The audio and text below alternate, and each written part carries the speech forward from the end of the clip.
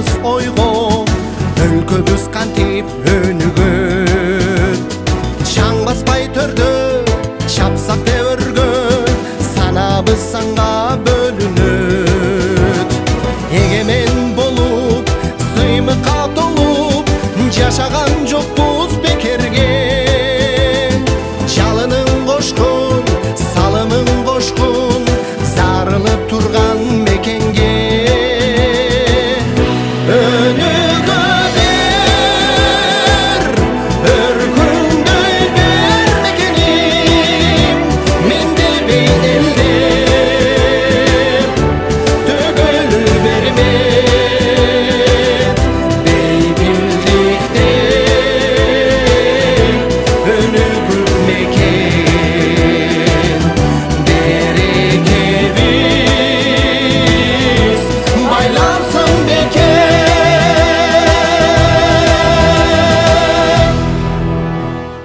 Бишкектеги опера жана балет театры бүгүн өнүгүүчүлөргө толду. Кезектеги 5 курултайга катышуу үчүн баш калаадан жана аймактардан 900гө жакын делегат келип, ар бири каттоодон өтүп орундарын алышты. Туура саат 11-де съезд мамлекеттик гимн менен ачылды.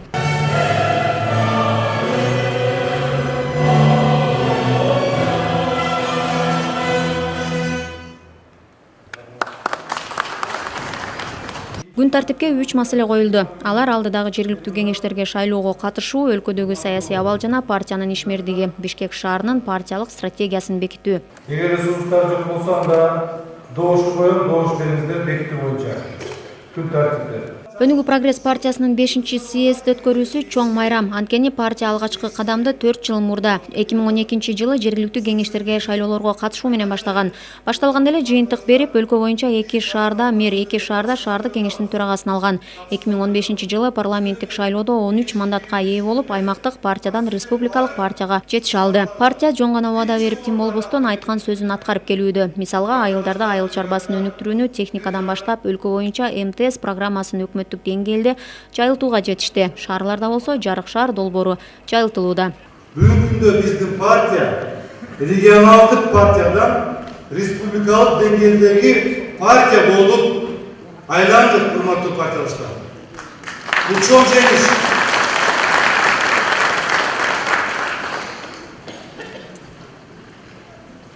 Биздин партия бул иш аракеттерди биз аткарып келгенбиз, көп иш чараларды. Көптөгөн иштерибиз да алдыда турат. Биздин иштерибизди аткарыш үчүн, ошон үчүн биз жергиликтүү кеңештерге катышабыз деп турабыз. Маселелерди чечиш керек. Көйгөйлүү жөнөкөй биздин карапайым элибиздин жашоо турмушун жакшыртуу үчүн жергиликтүү кеңештерге барып, мына ошол жерден биздин өкүлдөрүбүз бюджеттик негизинде иш аракеттерди жасаш керек. Кыргызстанда 22 шаарда шайлоо болот. Şu 22 şehrin içinde 21 şehirde biz katışıp otarız. Buna geçe burada günü biz Bişkek şehrinde konferansiya ötkөздүк. Buna Batken oblasından başlayıp İsfana'dan Marın şehrine çeyip büt yerlerde konferansiya ötközülüp kandidatlar tizmesi bekitilip territorialдык шайлоо комиссияларына тапшырылды. Ошон үчүн ушул талапкерлерге biz ак жол каалайбыз. İyilik bolsun, жеңиш болсун деп айткыбыз келет. Ошон үчүн мен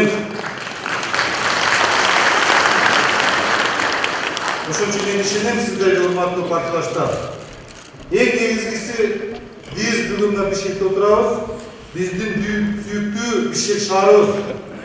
Бул Бишкек шаарыбыз, бул биздин борборубуз. Ошондуктан бүгүн биз сиздерге Бишкек шаарынын өнүгүү стратегиясындагы презентация кылып беребиз. Ошол жөнүндө дагы сиздердин өзүңөрдүн ой пикирлерин айтасыңар. Мен ишенем сиздер ошол стратегияны бекитип бересиңер. Өнүгүүнүн максаты жон гана мандат алуу эмес, ар бир жарандын жашоосун өзгөртүп, өлкөдө коопсуздукту камсыз кылуу. Биз партия атынан сиздерге тапшырма берип атабыз. Жөн эле кеңешке кирүү үчүн эмес, а сиздер барып ушу шаарларда биринчи орундарды алып келгиле деп айткым келет. Ошол себептен урматтуу партиялаштар, делегаттар, bir жағадан бас шығарып, bir жеңілден қол шығарып, biz birlikte olsak, oyumuz bir olsa, oşunda жеңишке жетeriz.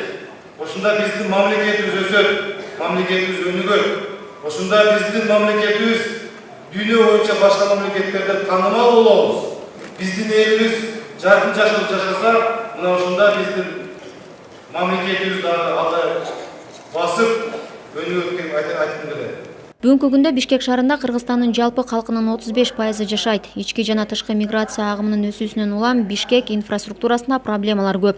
Ал күн сайын өсүп жатат деп айтууга болот. Өнүгүү партиясы бул ирет Бишкек шаардык кеңешке кирүүнү максат кылат. Эл ишенич көрсөтсө, баш калааны өнүктүрүү стратегиясын ишке ашырат. Сегодня люди притягиваются в город в большом количестве. На них не хватает ресурсов. Теперь инфраструктура должна выстраиваться вокруг людей. Вы это понимаете, что люди все в город приезжают, у нас не хватает дорог, у нас не хватает всего инфраструктуры. Теперь бизнес, улицы, парки выстраиваются вокруг горожан. В Бишкеке есть сотни тысяч людей в пригороде, в жилых массивах, на стройках, которые нуждаются в дополнительном комфорте и в базовых условиях. Өнүгүү прогресс проблемаларды эле айтып койбой, аны чечүү жолдорун так билет жана аны калкка сунуштайт. Чтобы разгрузить центр города, уважаемые коллеги, сохранить памятники, парки и исторические здания, мы должны вкладывать в развитие новостроек и пригорода. Это значит, что мы создадим и создаем альтернативный центр притяжения.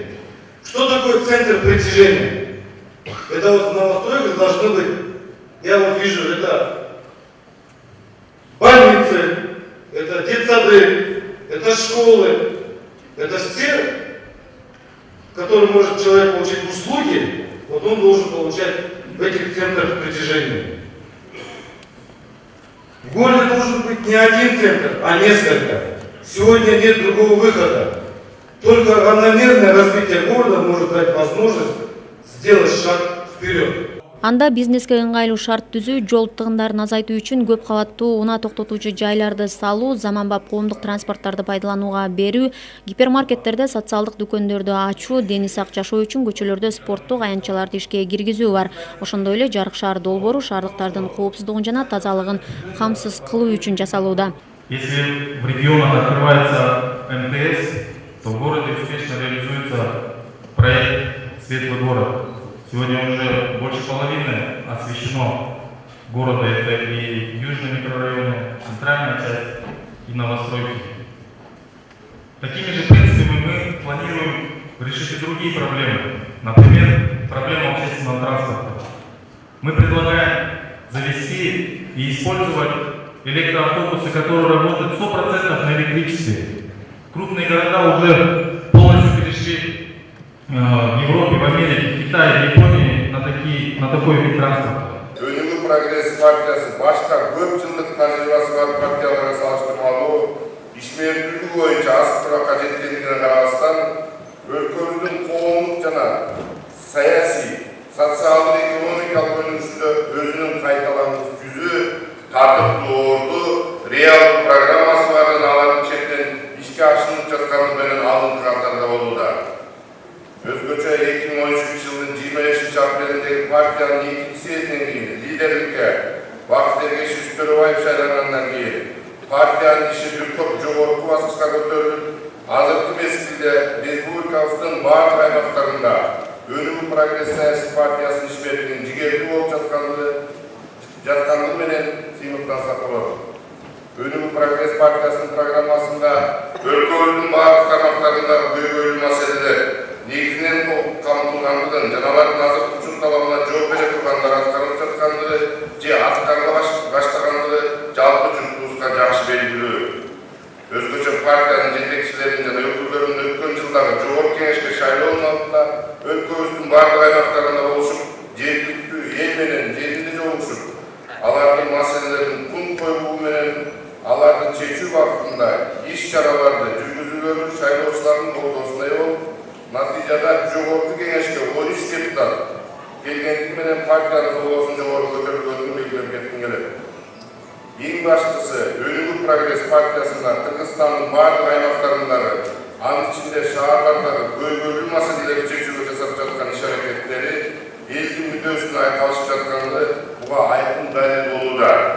Өзгөчө шаарлардагы инфраструктуралык өнүктүүнү колдоону күчөтүүнүн зарылчылыгы, калктын социалдык корголгон катмарларын камкорлукка алууна маанилүүлүгү, Кыргызстанды адам ыңгайлуу жашаган жана бизнес жүргүзүү үчүн жагымдуу өлкө кылууга жана башка максаттарга жетүү Өнүгүү прогресс саясий партиясынын программасына гана жазылып калбастан иш жүзүндө аткарууга тийиштүү иштер жүрүп жаткандыгына эл өзү таразаланды.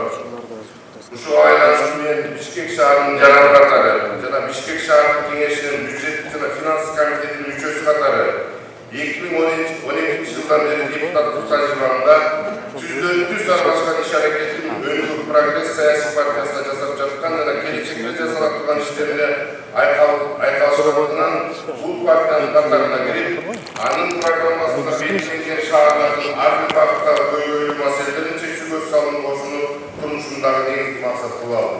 Я кандидат в депутаты городского Кенеша. По специальности я врач, росла, воспитывала в семье врачей. И мне сегодня очень радостно видеть, что в наших рядах, в нашей партии стало очень много женщин. Добро пожаловать за всех. А нужны ли женщины в политике? Безусловно, нужны. Как говорят политики, именно женщины обладают большей нравственной силой.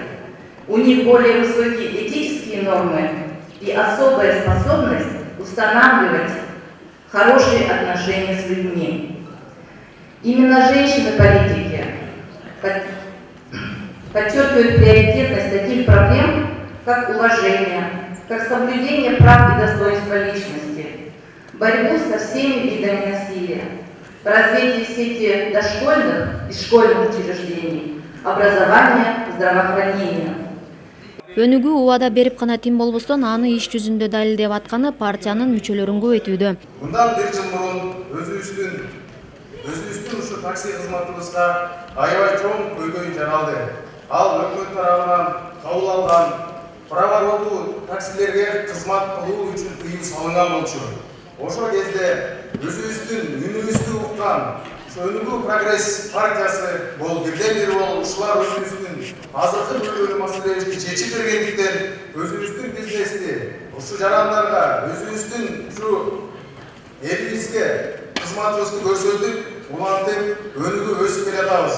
Рахмат сиздерге. Мен эң биринчиден өзүм жөнүндө айта кетсем, ушул Өнүгүү прогресс партиясынын атынан баратканымдын себеби бул өзүнүн партиянын алдына койгон программаларын, максаттарын туура жана так аткарып келгендиги үчүн өзүбүз тандап алдык. Келиңиздер, урматтуу делегаттар, урматтуу Бишкек шаарынын жарандары, Өнүгүүгө, прогресске, Өнүгүү прогресс партиясы менен чогуу барсак, эч жерден жаңылбайбыз. Өнүгүүгө жана прогресске чогуу баралы. Жарык шаар кылабыз деп эле болушунча мүмкүнчүлүктөрүн жетишинче. Пока Өнүгүү прогресс партиясы өзүнүн айткан сөзүнөн жаңыла элек. Биринчи шаарларда шайлоонун эң шоосун кескен Жалал-Абад шаары болгон. Ошондо Жалал-Абад алдыга биринчи шайлоодо жеңишке жетип чийги салып берген бизге. Ошонун артынан биз бартабыз. Биринчи чыкканда. Андан кийин башка шаарларга коюп кетип, жогорку кеңеште шайлоо болду. Жаш партия араганда Георгий сатып кеткен, Георгий сатып кеткен. Бул биздин айткан сөзүбүз менен ишибиздин айкалыштыгынан мына жогорку кеңеште монда биздин депутаттарыбыз отурат. Ошонун да чоң рахмат. Бишкектик кандидаттар алып чыгып айта аласыздар. Только Бишкектин жөнүндө гана сөз болуп атат да. Башка 23 шаарда шайлоо өтөт.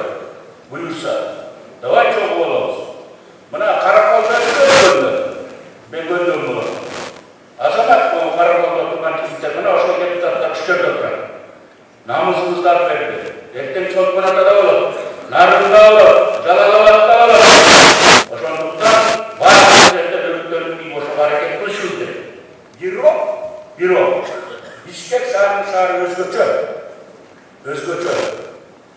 Силер намысларыңар биз кубанабыз. Себеби Бишкекте биринчи жолу прогрессивдик партия сактанып келатат. Сенин намысың, менин намысым да Бишкек туттук дегенде. Ошондуктан Бишкектен аттанып аткан депутаттар моюңарда сезе билдилер. Менин намысым үчүн да күрөшүп тургандар сезе билдилер. Биз дагы бишкектиктерге баардык жерден жардам беришибиз керек. Биздин урук туугандарыбыз балага разы жерде жүрөт.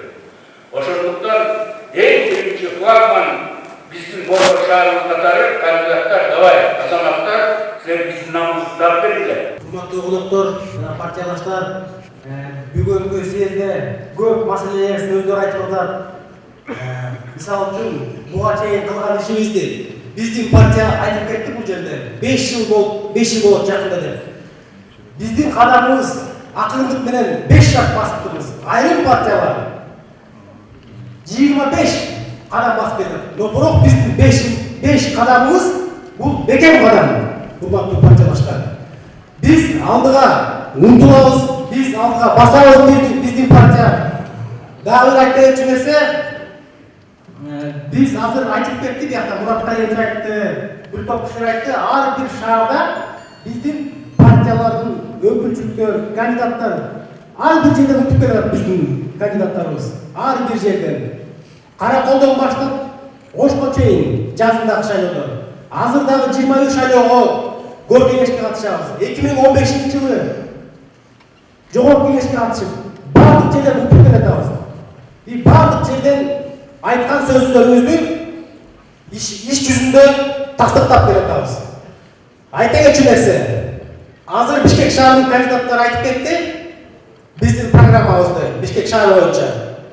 Бирок ошондой эле программаны ар бир шаарда, ар бир айылда айтылган. Ошол программаны ишке ашыруу үчүн Бактыргешевич, сиз президенттикке талапкер болуп катышып, биздин программабызды ишке ашырышыбыз керек. Сиз президенттикке талабыңызды коюшуңуз керек, Бактыргешевич. Биздин сунушубуз. Рахмат.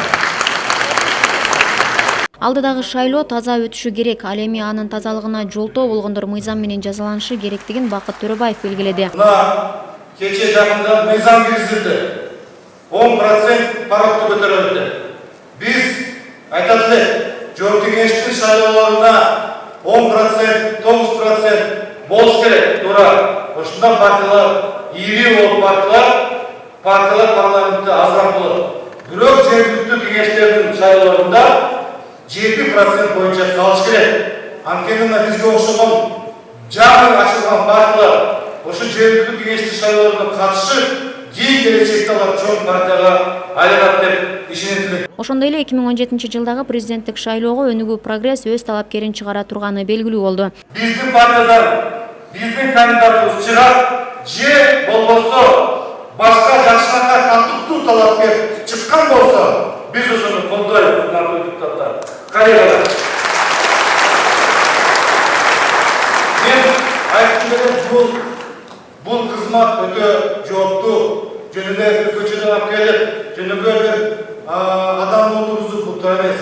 Анткени анын колунда мамлекет болот, анын колунда бүтүндөй элдин тагдыры болот деп айткым келет.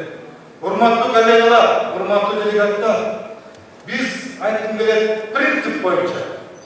Биз мына жогорку кеңештин депутат, жогорку кеңеште спикерликке талапкерлер көргөзүлүп, биз айтканбыз, биздин мамлекетте демократия болуш керек.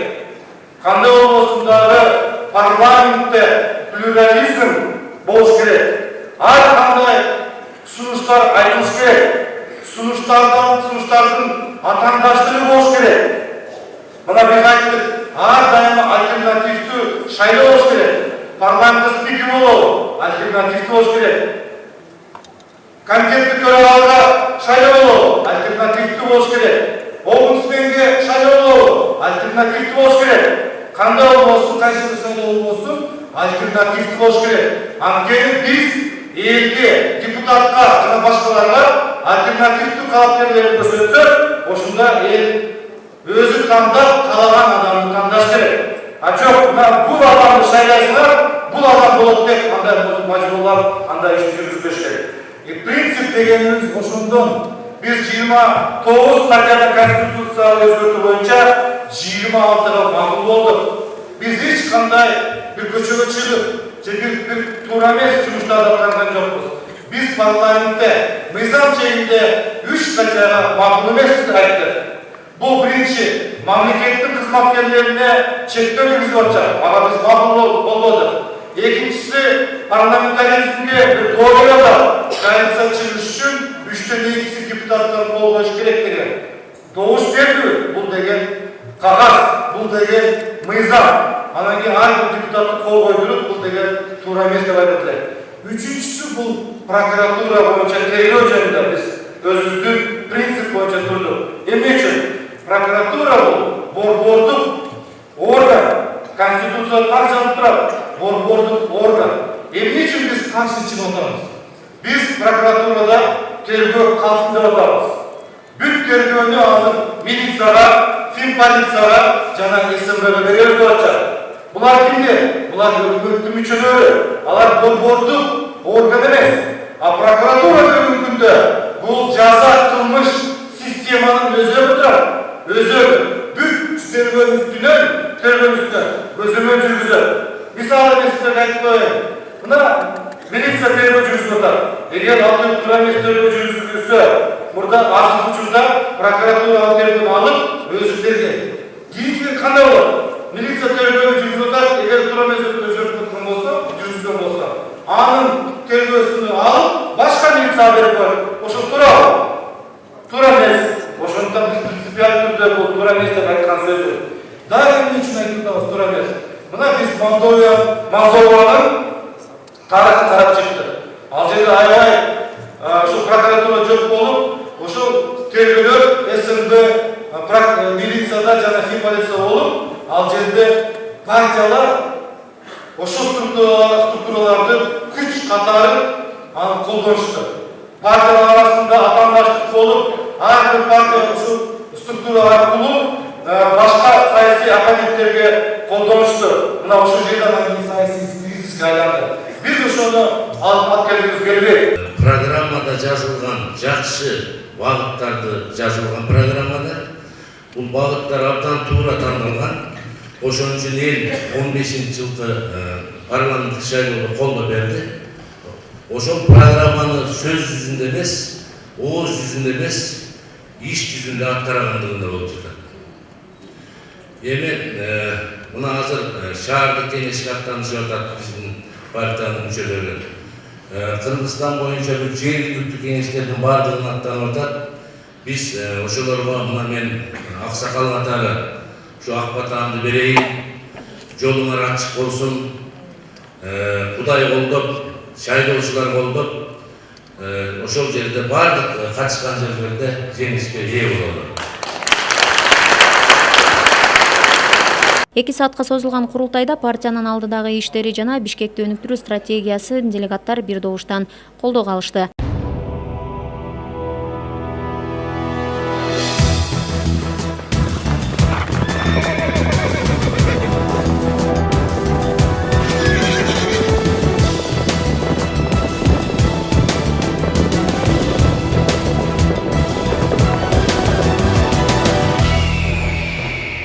Баратып жолдо батабыз ойго, өлкөбүз кантип